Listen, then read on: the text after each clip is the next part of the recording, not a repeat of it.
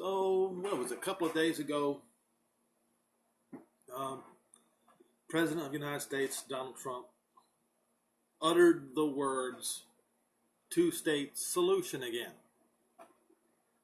And I talked about the two-state solution and how the reference to a two-state solution, with the Arabs being the second state, is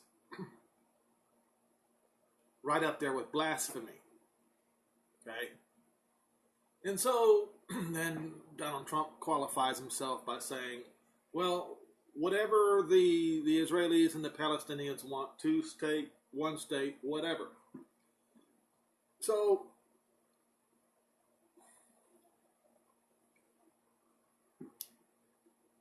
I have not been very successful in anything in my life, so I endeavor to tell the truth, the whole truth, and nothing but the truth. So I want to go with this two-state solution quote. People love their little quotes, the phrases that they coin. They think it's cute.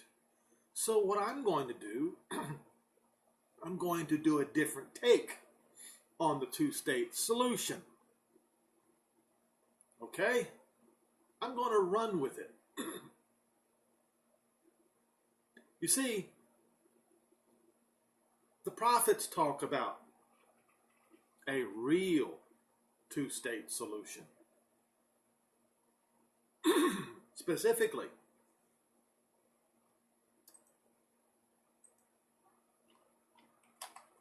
in Ezekiel.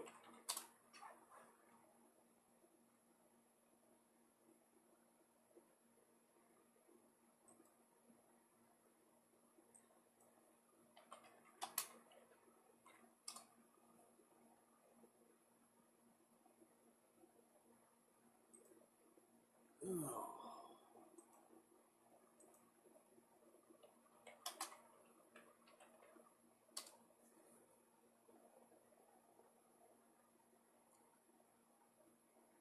Ezekiel 37.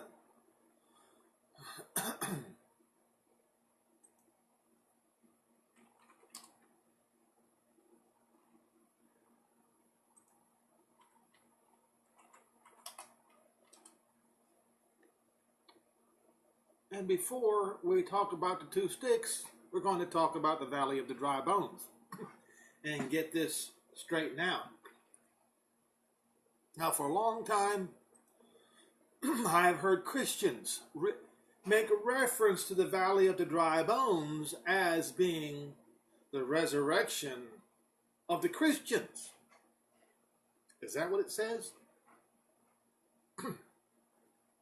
Let's read it, shall we? And the hand of Jehovah was upon me. Not the Lord, Jehovah. Jehovah is the Father, the greatest of all. There's no one like him. He has no equal. Okay? So Jehovah's hand was upon Ezekiel, carried him away to the Spirit, carried him out in the Spirit of Jehovah, and set me down in the midst of the valley which was full of bones. And he caused me to pass by them round about, and behold, there were very many in the open valley, and lo, they were very dry. And he said unto me, Son of man, can these bones live?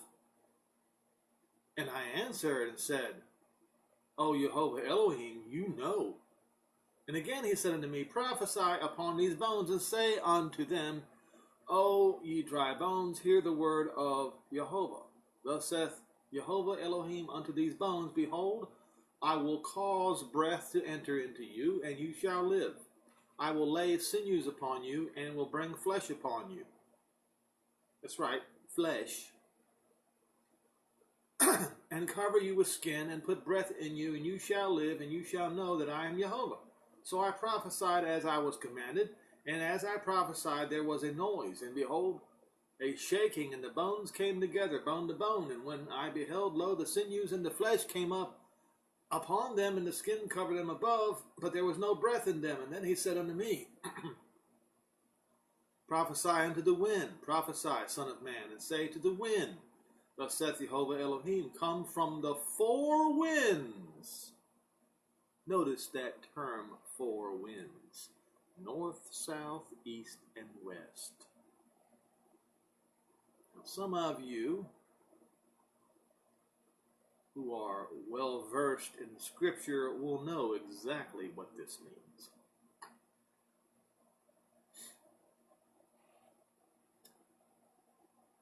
Come from the four winds, O breath, and breathe upon these slain, that they may live. So I prophesied, as he commanded me, and the breath came into them, and they lived, and they stood upon their feet, an exceedingly great, let's go to Strong's Concordance, because we do not want to misinterpret what it means.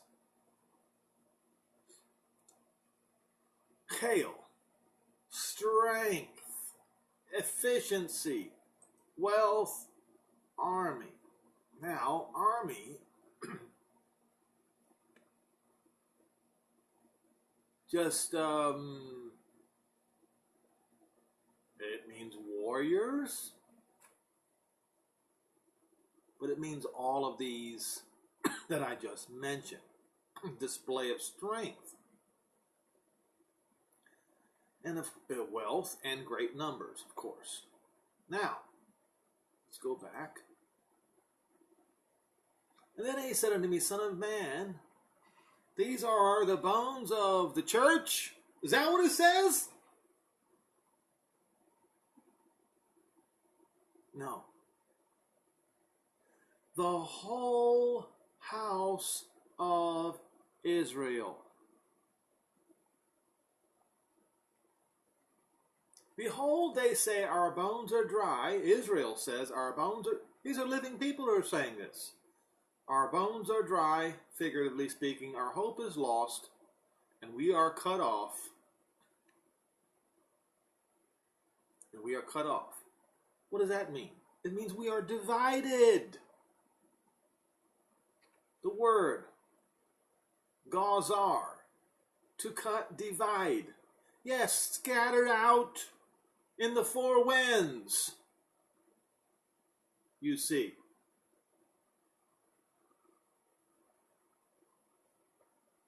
Therefore prophesy and say unto them, Thus saith Jehovah Elohim, Behold, O my people, I will open your graves.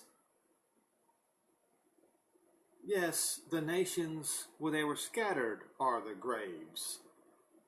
Yes, Europe is a grave. The United States is a grave. Egypt, North Africa, Russia, Persia have all been graves for Israel.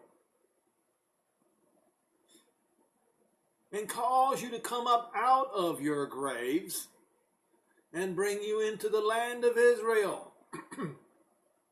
Now, when you go and read other prophets, and even in Ezekiel 39, Ezekiel 39 says he's going to gather all the people of Israel out of all the nations where they were scattered. So that means the nations that they are scattered are like graves. Yes. You shall know that I'm Jehovah when I open your graves, O my people, and brought you up out of your graves, and shall put my spirit in you. Now, who is he going to put his spirit in again? Does this say the church? It says Israel. Don't try to take words out of the mouth of our Father in heaven and replace it with your own.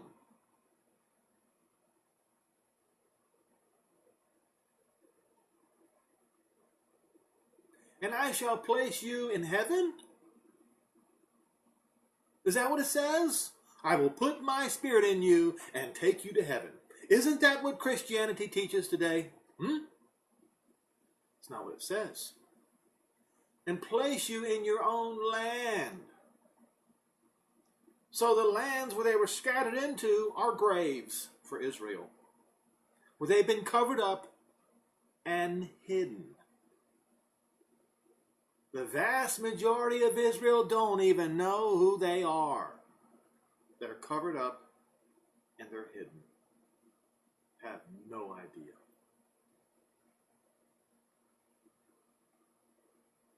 We just read a great, strong, huge standing army is what Israel is going to be when they're all brought and taken back into the land of Israel.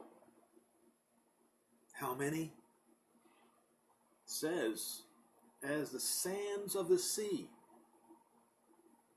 If you can count the sand of the sea, then you can count them.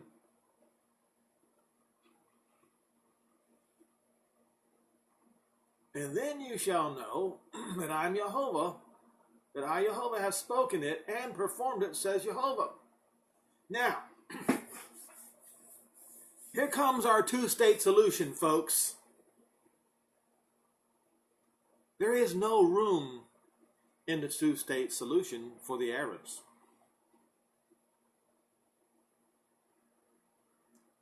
President Donald Trump, you would do well to read and listen.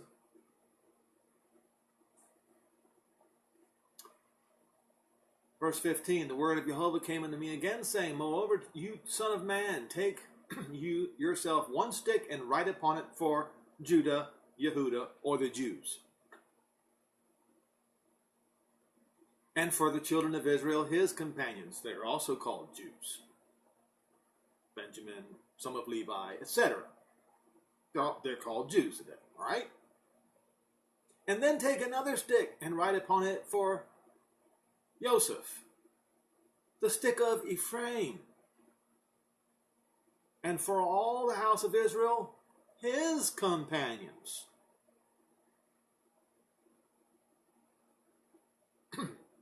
And these are two sticks, two states, two-state solution, you see. There is no room for the Arabs as a nation in this two-state solution. And anyone who pushes the two-state solution with the Arabs being joined with Judah, instead of Ephraim being joined with Judah, that person risks the wrath of the Almighty.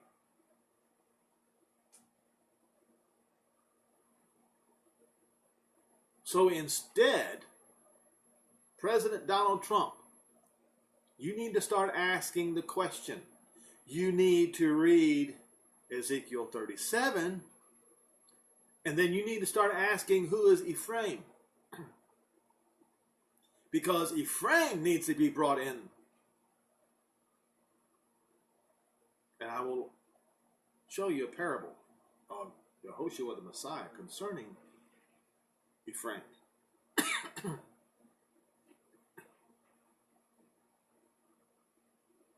And join them together into one stick.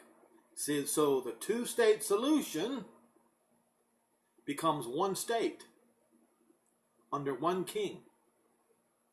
And they shall become one in your hand.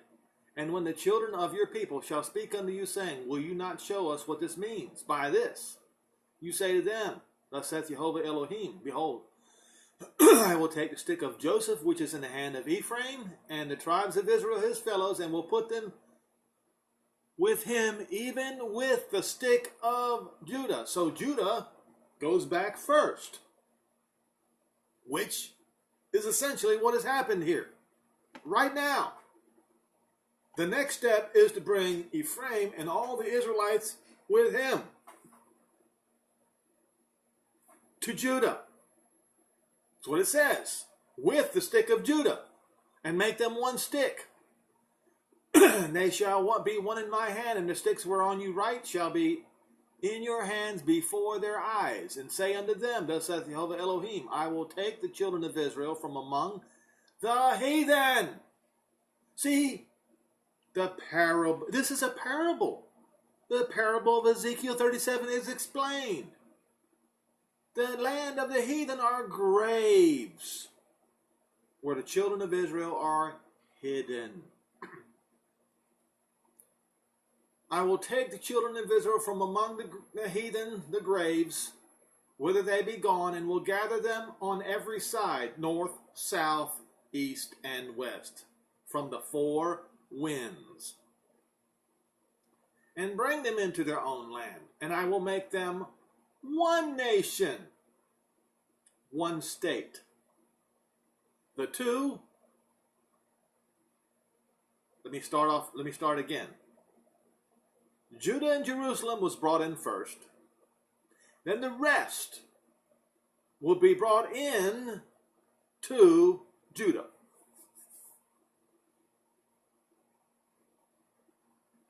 I will make them one nation in heaven. Is that what it says? No. Upon the mountains of Israel, and one king shall be king to them all, and they shall no more be two states, two nations, neither shall they be divided into two kingdoms any more at all. Neither shall they defile themselves any more with their idols, nor with their detestable things, nor with any of their transgressions, but I will save them. That word, you Christians love to use that word save in a most perverse manner. Don't even know what salvation means. And I will save them out of all their dwelling places. Be saved. So what that means is, if I'm one of them, I will be saved from the state that I'm living in the United States. Every Jew and every Israelite will be saved from that location that they are currently living in, wherein they have sinned, and will cleanse them, and so they shall be my people, and I will be their Elohim.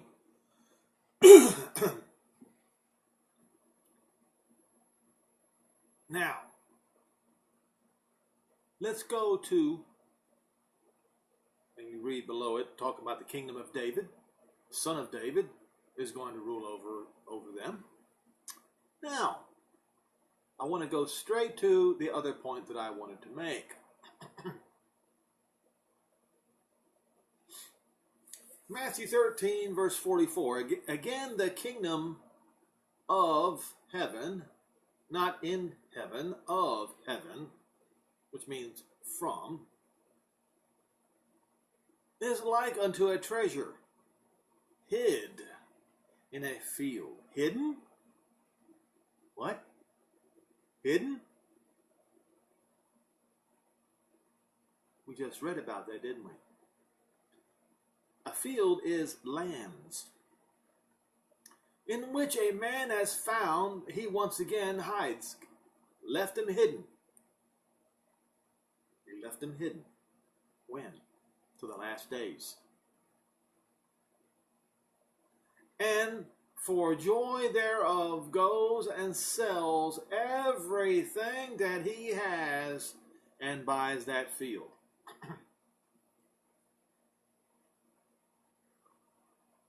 Do you know what that hidden treasure is, folks? Hidden treasure is usually buried. Buried, that's right. So are dead bodies buried. So this hidden treasure is Israel, that are in graves amongst all the heathen. You want to know the meaning of this parable? That is it. And this treasure, he keeps it hidden until the last days. He sells everything that he has, gives up everything that he owns, so that he can purchase this treasure.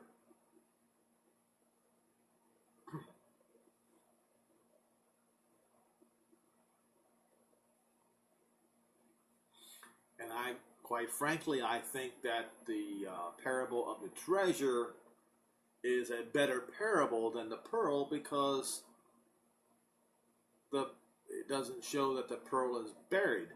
But when you look at the parable of the treasure, clearly the treasure is buried and hidden in a field. You see.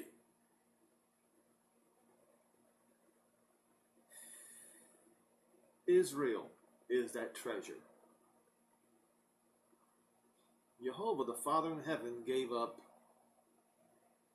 his only begotten Son to retrieve that treasure.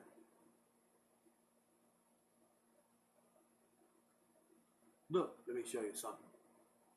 What is a man's treasure? Do you know?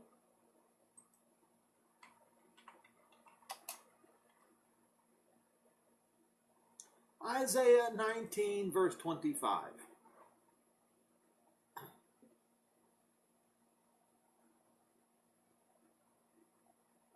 Whom Jehovah of hosts shall bless, saying, Blessed be Egypt, my people, and Assyria, the work of my hand, and Israel, my what? Inheritance. That's right. Israel is his inheritance. Israel is that great treasure. And Ephraim must now be restored. And that number is far greater than the world could ever imagine. As I've said in previous videos, I know that the vast majority of Israel is in the United States of America because the vast majority of the Jews, their brothers, is in the United States of America. And when this exodus does take place, the United States will be a skeleton of its former self. Just like that.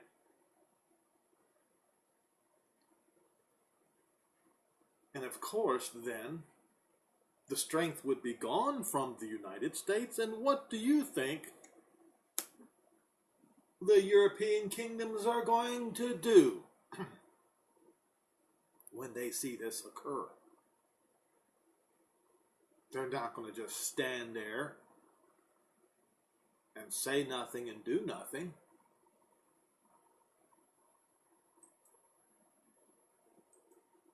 Let's see here.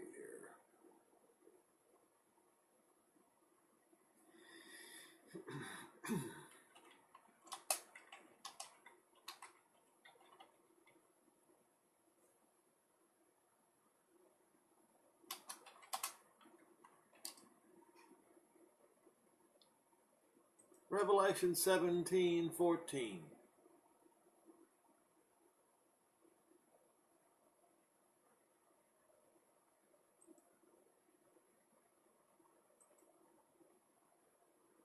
When Messiah sends the angels to retrieve the inheritance, Israel, that the Father gave to him as an inheritance,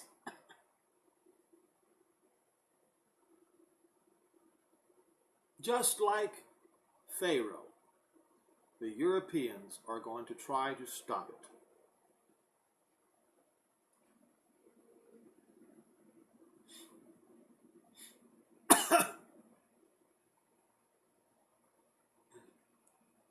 Verse 13, these have one mind, and shall give their power and strength unto the beast, the guy at Rome.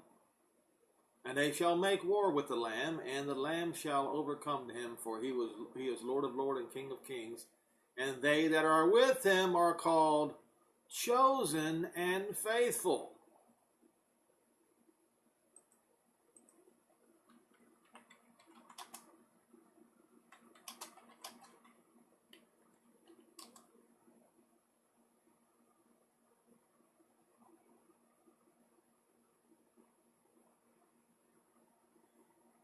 So let's look in Deuteronomy 14, shall we?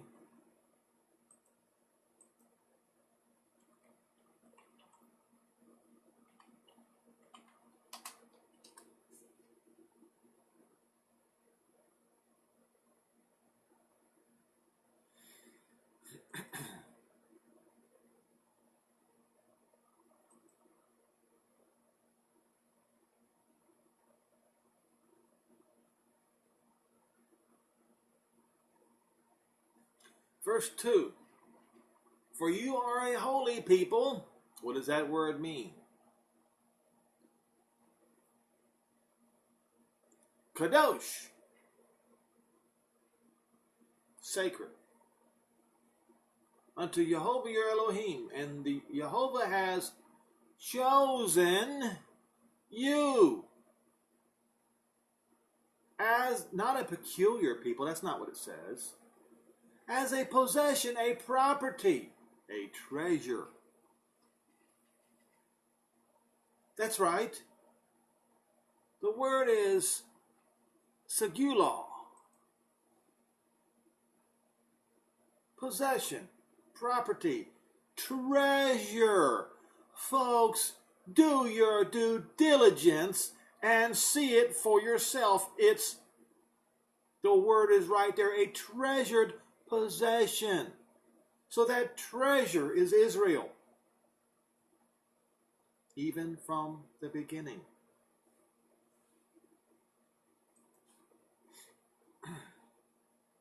Above all the nations that are upon the earth. Now, who's going to argue with this, huh? There's something, and I think I missed it. Wow.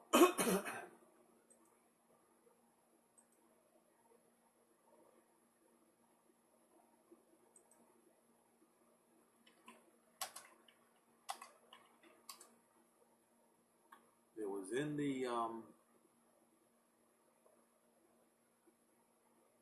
in the parables. Well, I was just there. If I can just remember.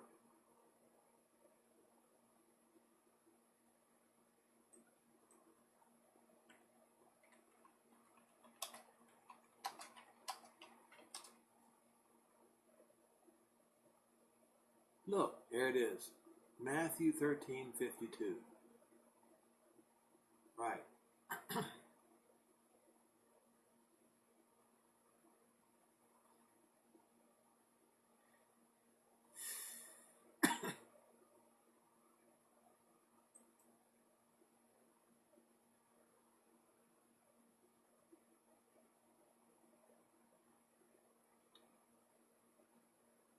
All right. So right after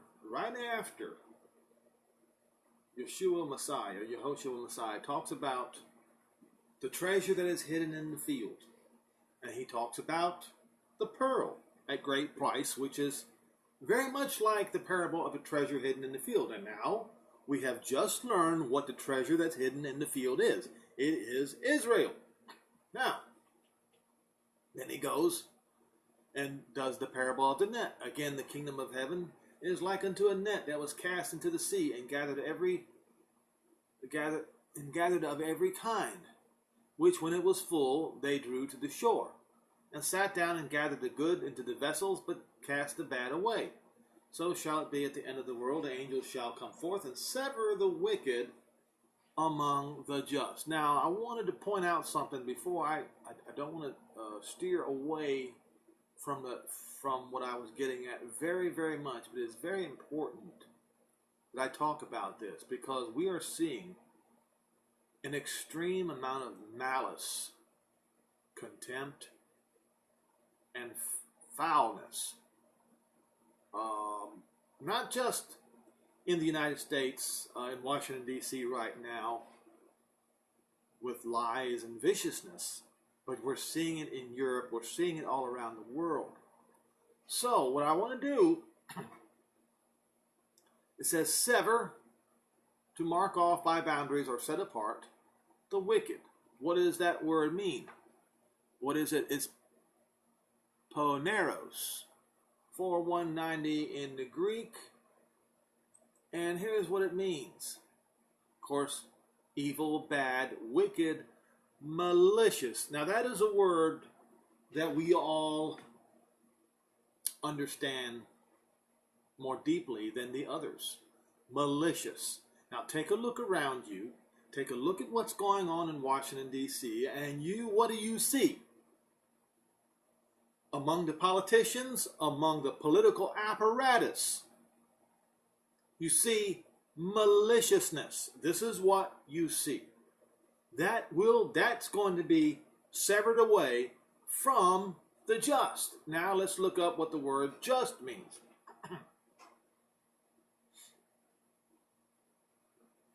From among the just, the correct. Those who are correct in their thinking. Those who are righteous in their ways. And by implication, innocent. Now, the short definition of just is righteous and impartial. Now, not only that, goes a little deeper. It says especially, just, especially in the eyes of Jehovah. Righteous and the elect. What? The elect. All right. Who are the elect? Well, I will go to 2 passages to show you who the elect are. Okay? We'll first go to Isaiah 45.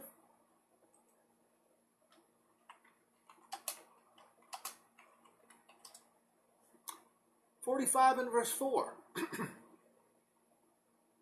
For Jacob my servant's sake, and Israel mine elect, I have called you by your name, I have surnamed, though you have not known me.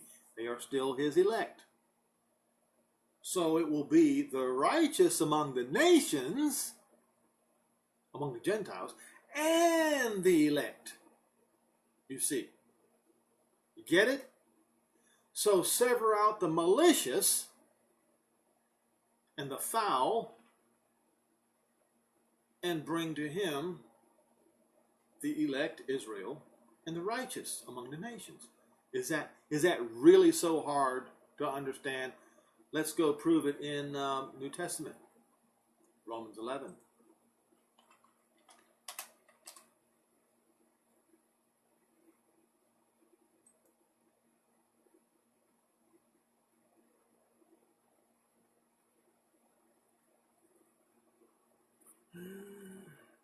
All right.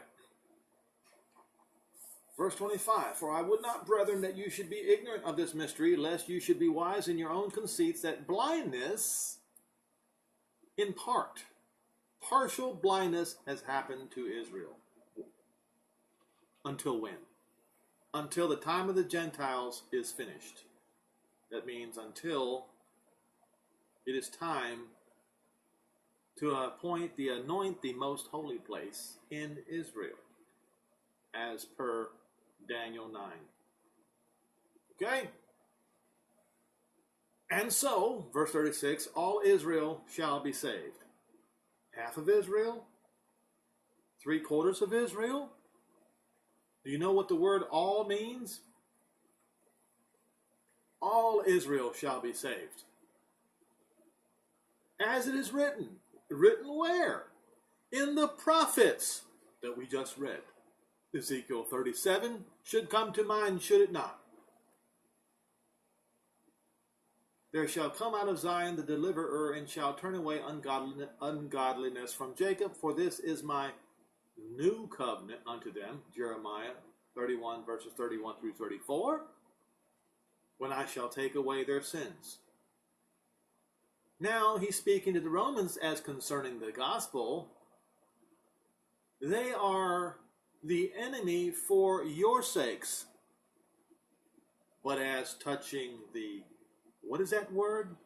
Election? Huh? That word election again comes up. They are the beloved for the patriarch's sakes. And so,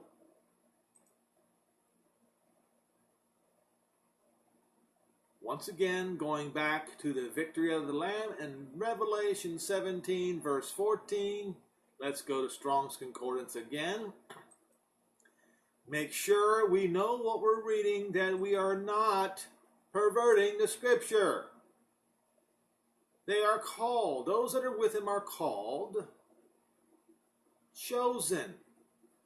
What does that word chosen mean in Greek? You ready? It's 1588, and it means, the Greek word is electos. Did you get that?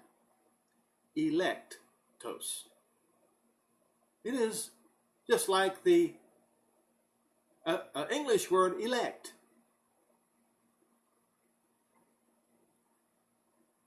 That's different from what your preacher told you, isn't it? Maybe you should get rid of your preacher. He lied to you. The elect and reliable. Pistos. Reliable. Faithful, loyal. Believers. All right. So we have the elect and we have the believers. And there you have it. There is no narrative that you can run to change this. It is the truth. It's the whole truth, and it is nothing but the truth. So, Mr. President, there is a two-state solution. The two states, Judah and Ephraim, shall become one, and they shall have one king, Israel's Messiah, not the Greek false god.